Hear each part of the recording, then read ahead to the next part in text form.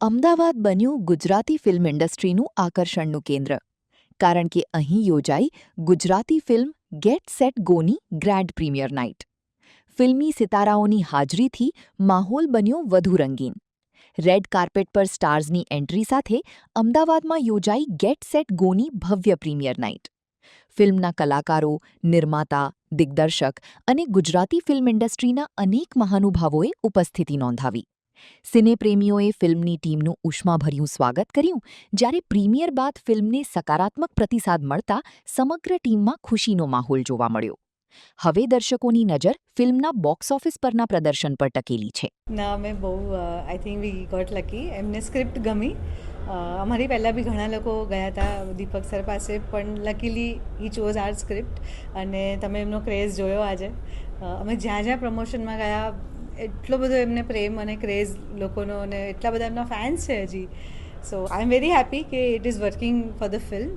અને બીજું શું પ્રશ્ન તો હું ભૂલી ગઈ. ગુજરાતમાં જે રીતે છેલ્લા મહિનાથી હું જોઉં છું આ મૂવી માટે દીપક સરને તમે લોકો બહુ મહેનત કરી રહ્યા છે. સ્પેશિયલી બોલિવૂડ સ્ટાર એટલે જો ગુજરાતી કોઈ મૂવી માટે મહેનત કરે તે કેવું ફિલિંગ અને કેવો અનુભવ છે તમારા માટે? સી સરનો કોન્ફિડન્સ છે, એના કારણે અમે બહુ જ ખુશ છે. જો કદાચ ફિલ્મ ઉપર નીચે બની હોત ને સરનો કોન્ફિડન્સ હલી ગયો હોત તો મને બહુ દુઃખ થાત. બટ જેન્યુઅલી, અને હી ઇઝ અ જેમ ઓફ અ પર્સન. એ ખાલી કેમેરા આગળ અને ઓન ગ્રાઉન્ડ બી મહેનત નથી કરી રહ્યા, અમને બીજી બધી રીતના પણ બહુ જ ગાઈડન્સ આપી રહ્યા છે કે આ કરો આ કરો. એમનો આટલા વર્ષોનો જે અનુભવનો નિચોડ છે, he is trying to give us. તો again I think we got lucky.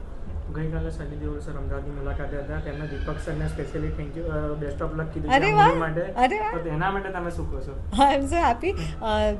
દીપક સરે એક ફિલ્મ ડિરેક્ટ કરી હતી જેમાં એક્ટર બી સની દેઓલ હતા. તો અમારી તો ઈચ્છા હતી કે જો આજે અહીંયા હોય તો અમે કંઈક મીટિંગ કે એવું ગોઠવીએ, પણ એમણે બેસ્ટ વિશીસ આપ્યા છે, તો આઈ એમ વેરી હેપી. દર્શકોને હું એટલું જ કહેવા માગું છું કે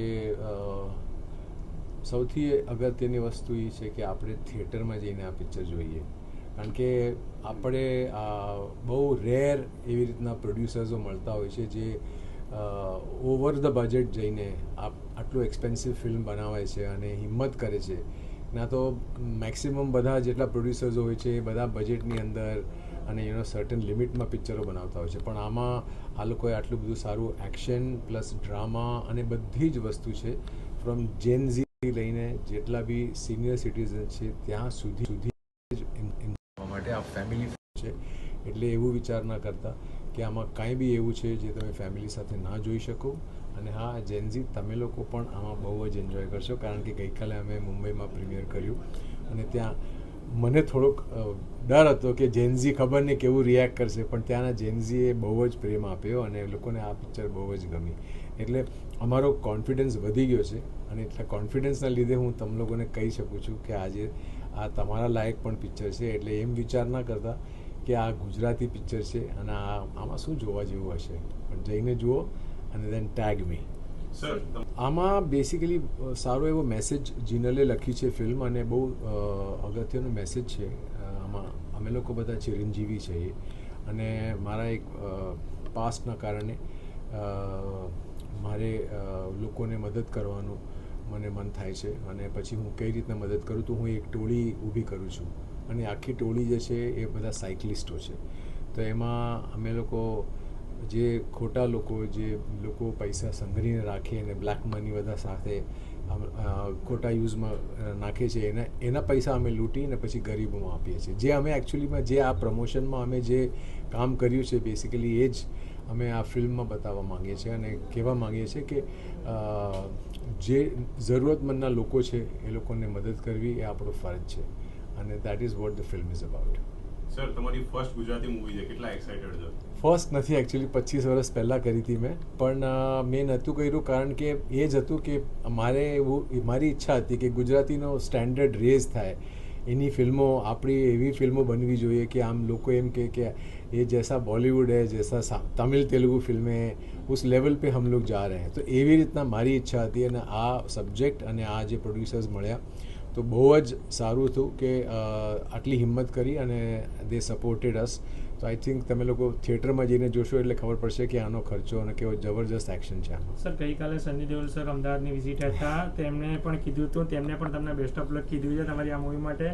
તો તમારો ને એમના કોઈ તમારો આગળના સમયમાં કોઈ એવો અનુભવ હોય કે સની ભૈયા સાથે મારી એક ફિલ્મ હતી જે મેં ડાયરેક્ટ કરી હતી અને મેં ઝી માટે ડાયરેક્ટ કરી હતી અને ત્યાં એમાં સની ભૈયા એમાં હીરો હતા અર્જુન રામપાલની સાથે અને પિક્ચરનું નામ હતું ફોક્સ અને અમારા બહુ જ સારા રિલેશનશિપ હતા all throughout. In fact Sunny ભૈયાએ આઉટ ઓફ ધ વે જઈને એક બી ડેટ ઉપર નીચે ન કર્યા વગર એને મારી પિક્ચર એકદમ જ કમ્પ્લીટ કરી હતી and I was always respectful for him અને આઈ વોન્ટ ટુ વિશ હિમ કે બટવારા માટે all the best and I have seen the trailer and Sunny Bhaiya you are absolutely amazing. Thank you sir.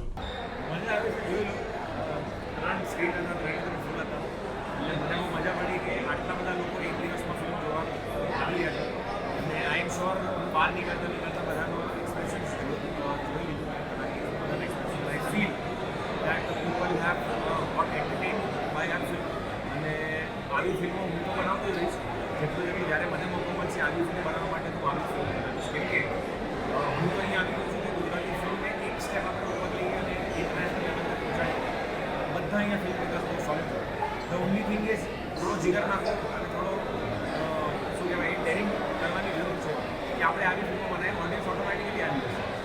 Audience નહીં આવે તો એકચ્યુઅલી ઓડિયન્સ કંઈક miss કરી રહી છે and you would appeal the audience કે પ્લીઝ આવો અને આવા સિનેમા જુઓ.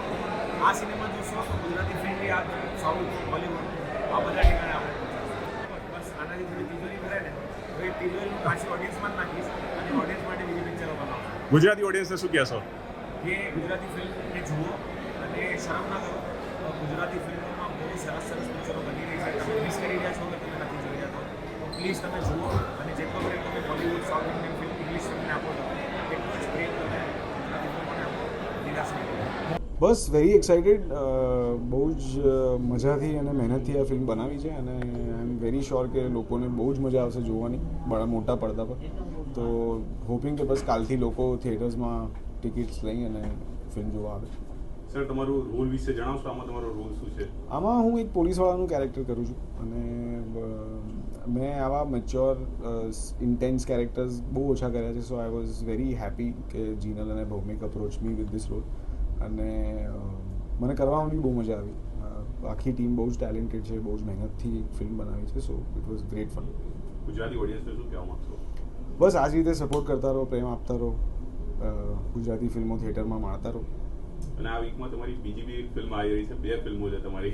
હા, તમે આ કેટલા- મંથમાં. હા, તો કેટલા એક્સાઇટેડ છો તમે? બહુ જ એક્સાઇટેડ. એકચ્યુઅલી એની મહેનત બી એટલી જ ચાલી રહી છે એટલે અત્યારે ફૂલ દોડાદોડ મોડમાં છીએ અમે લોકો અને બસ આ ફિલ્મ આવે 2-3 અઠવાડિયા સરસ મજાનું પરફોર્મ કરે પછી બીજી ફિલ્મ આવશે તો એ બી જોશે લોકો તો એમને એ બી મજા આવશે. Thank you. Thank you.